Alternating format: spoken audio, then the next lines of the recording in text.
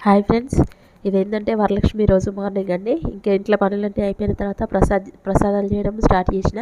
పొయ్యికి ఇంకా అంతకుముందుకే తూడ్చి పసుపు రాసి బొట్టు పెట్టుకొని ఇంకా ఫస్ట్ పాలు పెట్టి తర్వాత ప్రసాదాలు స్టార్ట్ చేసిన.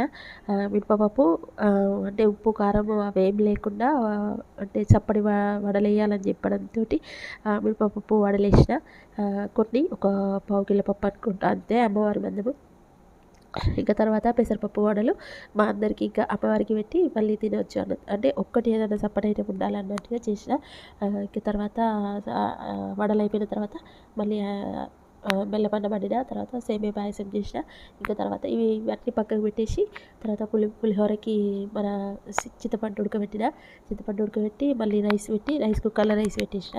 ఈ అంతలోపల ఇది చింతపులుసు రెడీ అయింది. రెడీ అయిన తర్వాత మళ్ళీ కలిపిన. ఇంకా నైట్ శనగలు తీసుకొచ్చి శనగలు నానబెట్టిన. ఇంకా మొత్తం మీద ప్రసాదాలు అయితే రెడీ చేసిన. ఇంకా నేను అనుకున్న దానికంటే టేస్ట్ అయితే చాలా మంచిగా వచ్చినాయి. అంటే ఎప్పుడు చేసినా కొంచెం ఇంట్లోకి తినడానికి చేసినప్పుడు కానీ ఏదైనా చేసినప్పుడు కానీ అంటే వంటలు కొంచెం టేస్ట్ కుదరదు. బట్ ఆ రోజు ఏంటంటే అన్నీ టేస్ట్ మంచిగా వచ్చినాయి. పులిహోర కూడా చాలా బాగా కుదిరింది. 5 తీర్ల కానీ 9 తీర్ల కానీ 11 తీర్ల కానీ పెట్టాలంటారు. ఇవన్నీ మనకు రెగ్యులర్గా ఇంట్లో ఉండే ఐటమ్సే. కాకపోతే ఏంటంటే ఎంగిల్ చేయకుండా అన్నీ ఫ్రెష్గా చేయాలి అంతే. ఇంకా నేనైతే చేశాను, ఉన్నంతలో చేసిన. ఇంకా నెక్స్ట్ పూజ వ్లాగ్ పెడితే చూడండి.